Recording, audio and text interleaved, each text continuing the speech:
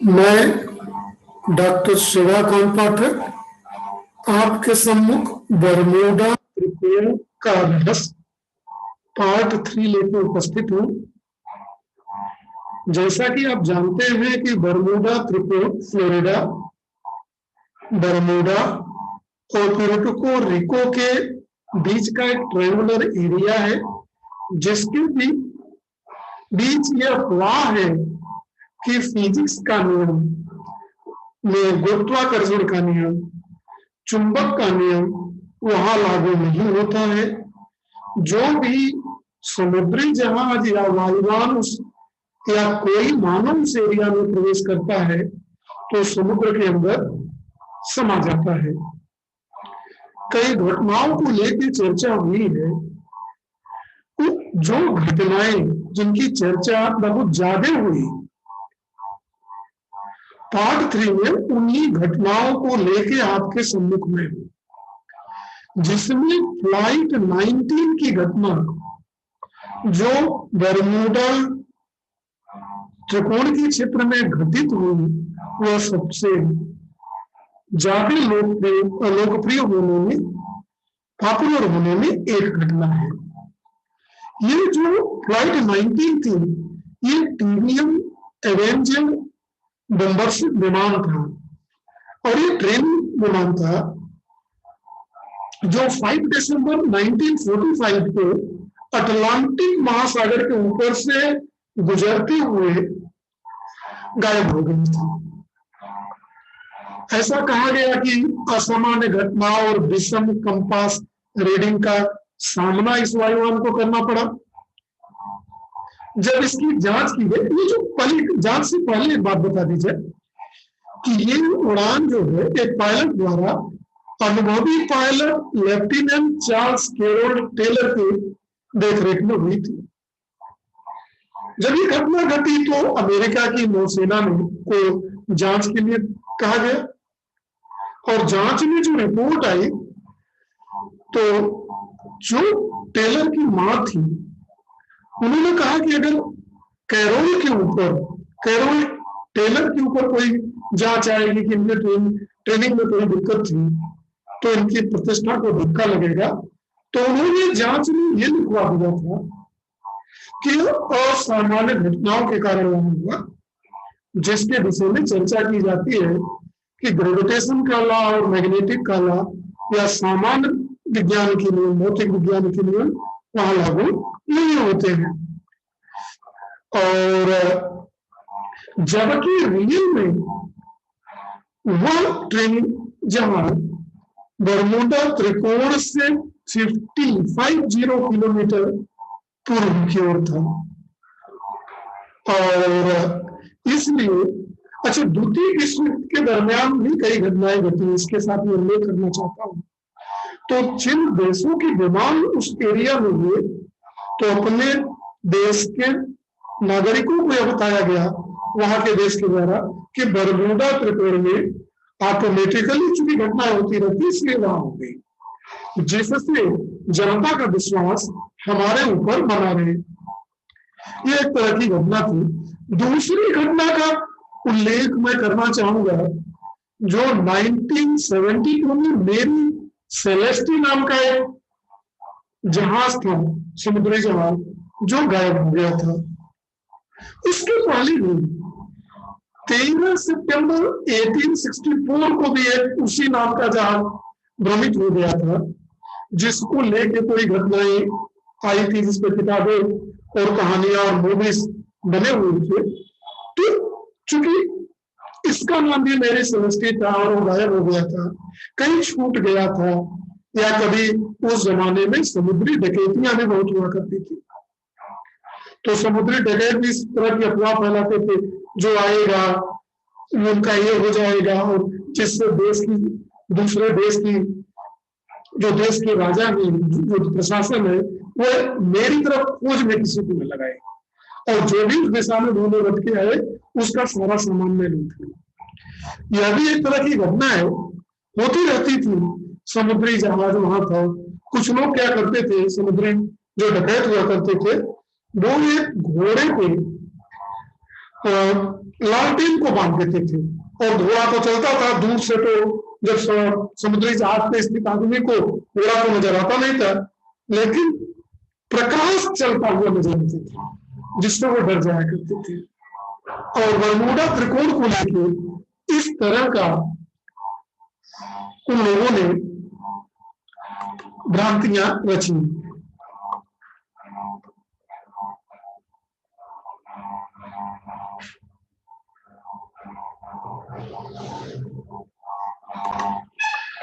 अफवाहों को बल देने के लिए एलन ऑस्टिन की एक घटना घटी। एलन ऑस्टिन संभवतः एक लापता जहाज के करीब आ गया और उस पर सवार होकर वह 1881 में न्यूयॉर्क जाने का प्रयास किया। जो कहानियां गढ़ी गई उसके अनुसार जहाज तो नहीं मिला, लेकिन कुछ लोग कहते हैं कि उस लापता जहाज जब मिला तो उसको पुनः दिखाई दिया। कुछ लोग कहते हैं बाद में कि अपना नाम बदल दिया था। तो इस तरह की घटना घटी। 1980 में मेटा का नाम बदल के एलन ऑस्टिन कर दिया गया था। तो तरह तरह की बातें उसके विषय में हुई। और एक और था कि इस जहाज या अन्य किसी भी जहाज की जो जहाजों के हताहत होने की सूची थी और उसकी जांच की गई, तो इस जहाज का नाम भी नहीं था जिसके विषय में लापता बताया गया। और लेकिन एक और घटना है, यूलियस साइक्लोप्स। इस घटना के परिणाम स्वरूप अमेरिकी नौसेना के इतिहास में जीवन का में सबसे ऐसा बड़ा नुकसान हुआ जो वार से रिलेटेड नहीं था। ये अमेरिकन अधिकारी थे और ये बारबाडोस द्वीप से 304 नाविकों के साथ 4 मार्च 1918 को प्रस्थान किए थे और कुछ देर बाद वो जहाज जो है खो गया। अब ये जो है इसकी जांच की गई, कोई पर्याप्त कारण नहीं निकला, लेकिन उसी वक्त वहां तूफान आया हुआ था और तूफान की घटनाओं से ऐसा अनुमान लगाया जाता है कि हो सकता है कि ये जहाज जो है क्षतिग्रस्त हो गया हो और नाविक जो है मर गए हो उसमें। एक और घटना का उल्लेख बड़ी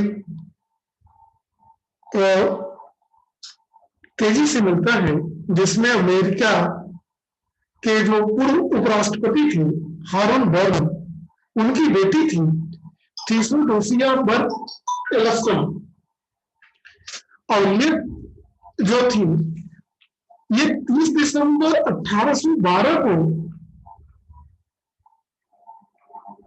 यात्रा पे, समुद्री जहाज की यात्रा पे गई थी और वह जो है समुद्री डकैतों द्वारा लूट लिया गया। उसमें कई लोग मार दिए गए, जिसमें अमेरिका के राष्ट्रपति उपराष्ट्रपति की बेटी भी थी। इसका कारण कुछ लोगों ने 1812 का युद्ध भी बताया। यह भी कारण हो सकता है कि इस युद्ध में दुश्मन देश ने समुद्री डकैतों से समझौता कर लिया हो, जिसके कारण बावजूद, लेकिन तत्कालीन समय में बरमूडा त्रिकोण की कहानी रचती है। एक और घटना है जिसके विषय में उल्लेख नहीं किया जाएगा, तो बरमूडा त्रिकोण की कहानी पूर्ण रूप से समाप्त नहीं होगी। एक नाविक के रूप में कैप्टन जोशुआ स्लोकम अकेले नाव चलाकर पूरी दुनिया की यात्रा करने वाला आदमी था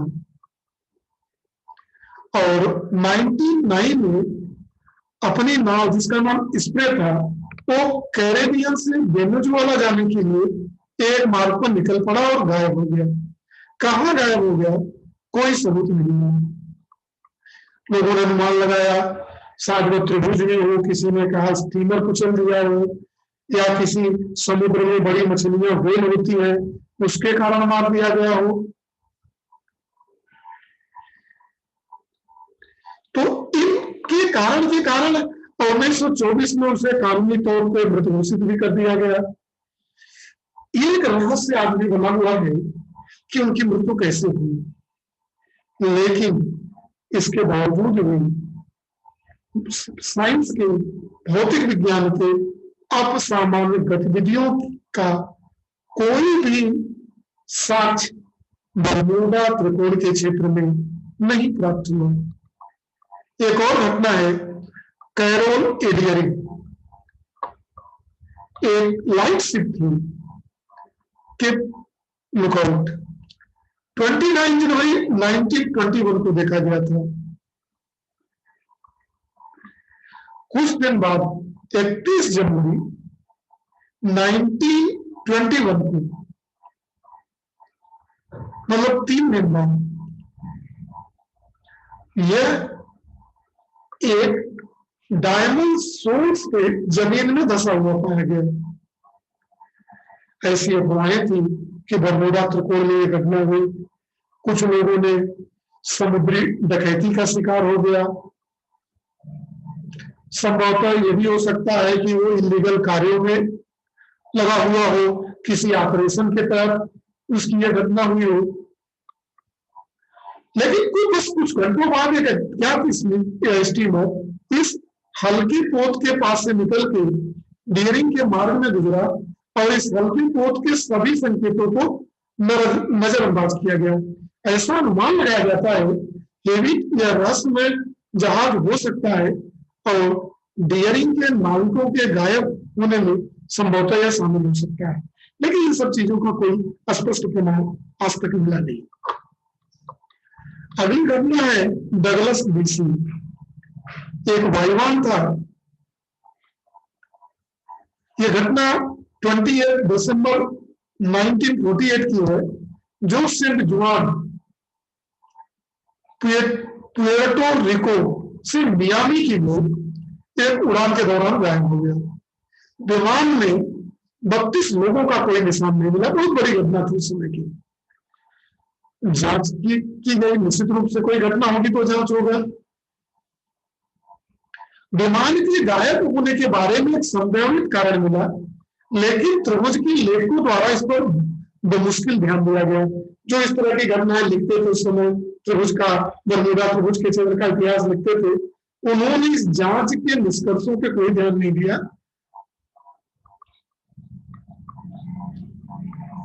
और जो घटना थी, जबकि उसके विषय में कहा गया कि विमान की बैटरियों की जांच हुई थी, पाया गया था उनका चार्जिंग कम था, जिसके कारण वो घटनाग्रस्त हो गया। परंतु सेंट जुआन ने पायलट द्वारा उसे बिना चार्ज किए फिर से जहाज में लगाने का आदेश दे दिया था। तो यह पूरी तरह से विद्युत विफलता का कारण था या नहीं, यह मालूम नहीं होगा। हालांकि पिस्टन इंजन वाले वायुयान अपने सिलेंडरों को चिंगारी उपलब्ध कराने के लिए एक बैटरी चली इग्निशन कॉइल प्रणाली के स्थान पे मैग्नेटोस पर निर्भर करते हैं, लेकिन यह सिद्धांत बहुत ज्यादा विचार योग्य नहीं है। असली कारण नहीं समझ में आ पाया, केवल अफवाहों पे ज्यादा ध्यान दिया गया। स्टार टाइगर और स्टार एरियल, एरो ट्रूडर फोर्थ यात्री विमान बिना किसी निशान के बरमूडा से जमैका जाते वक्त रास्ते में गायब हो गया। यह घटना 30 जनवरी 1948 को है। एक स्टार एरियल था 17 जनवरी 1949 को बरमूडा से किंगस्टन जमैका के लिए उड़ान भरते समय हो गया था। दोनों में से किसी भी विमान ने एक संकट काल में नहीं किया। वास्तव में उनके अंतिम संदेश भी नियमित थे। जब वो गायब हो गए, संदेश कटा, उसके पहले तो कोई भी एबनॉर्मल संदेश नहीं आया था। उनके गायब होने का एक संभावित सूत्र 1998 में 1998 में इंडीज के पहाड़ों में मिला। एक एवरो लंकस्ट्रियन उसी एयरलाइन द्वारा चला गया विमान स्टारडस्ट 2 अगस्त 1947 में ब्यूनस आयर्स अर्जेंटीना से सेंटियागो चिली के लिए उड़ान भरता हुआ हो गया था। इस विमान के लिए अवशेष ग्लेशियर के पिघले हुए सिरे पर मिले, जो तो कहीं न कहीं जब भी कोई दुर्घटना घटी है उनके अवशेष कहीं न कहीं मिले। घटना का कारण हो सकता है कि चालक दल के सदस्य जो है थोड़ा सा ध्यान नहीं दिए होंगे, थोड़ा सा बेपरवाह हुए होंगे, उपकरणों पे ध्यान नहीं दिया होगा, विफल हो गए होंगे। बहुत समुद्री तूफान भी आया करता है, हवाएं भी चलती रहती हैं, कभी कोई विमान जो है किसी पर्वत की चोटी से भी टकरा सकता है, बर्फ के ग्लेशियर पे जा मिला हो। स्टार टाइगर और स्टार एरियल के संबंध में तो सिर्फ अटकलें ही हैं। जब तक विमान नहीं मिल जाते इस पर ध्यान दिया जाना चाहिए कि टाइगर स्टार 2000 से 2000 फीट की ऊंचाई पे ही उड़ान भर रहा था। इसका अर्थ हुआ कि विमान नीचे उतरने के लिए मजबूर था और उसके बाद संकट के समय सिग्नल भेजने का समय भी नहीं था, क्योंकि इतनी दूरी तो तुरंत जैसे ही पायलट वो करेगा अपना बैलेंस और मानसिक संतुलन हो सकता है खो दिया हो। एक और घटना है KC-135 Stratotanker. This incident take place at 28 August 1962। American वायुसेना का एक वायुयान था KC-135 स्ट्रेटो टैंकर, जो दुर्घटनाग्रस्त होकर अटलांटिक में नष्ट हो गई थी। इसकी भी कहानी में त्रिभुज का संस्करण में बर्मुडा ट्रायंगल का जो भी दुष्प्रचार था वो प्रचारित किया गया।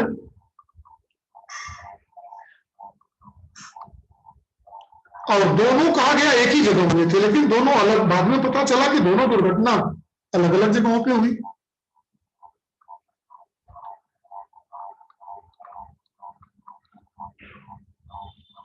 और जब इसकी जांच हुई तो कुश्चे ने कई घटनाओं की जांच किया।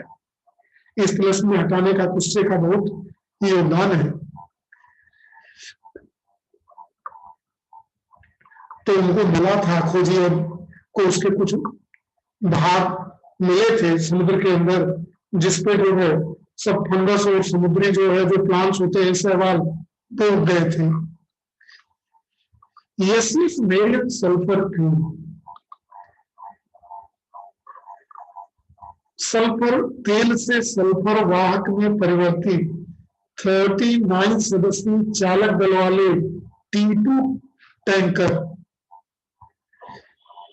के बारे में अंतिम बार 4 फरवरी 1963 को सुना गया, जब उस समूह फ्लोरिडा के समीप था। और इसके बाद उसकी कोई रिपोर्ट नहीं मिलती है।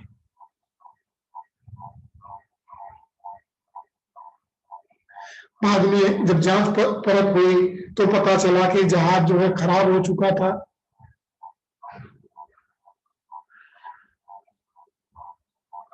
और कहा गया, कुछ लोगों ने कहा कि यह समुद्र के प्रतिकूल जहाज था, इसलिए कभी भी समुद्र में नहीं जाना था।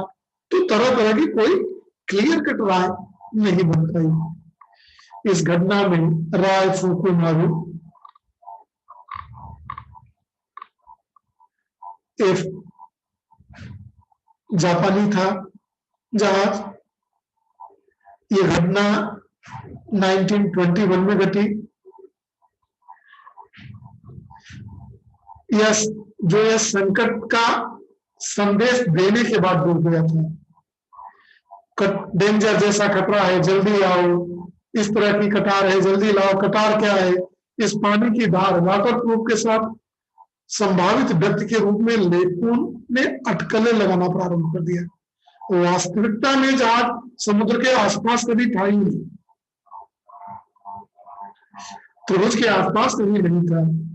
तो इन तरह की चीजों को लेके बहुत ही भ्रामक प्रचार किए गए, अनसाइंटिफिक, कुछ समुद्री डकैतों द्वारा, कुछ अज्ञानों द्वारा, कुछ बिना जांचे परखे। कहा जाता है झूठ के कोई पांव नहीं होते, बहुत तेजी से चलता है।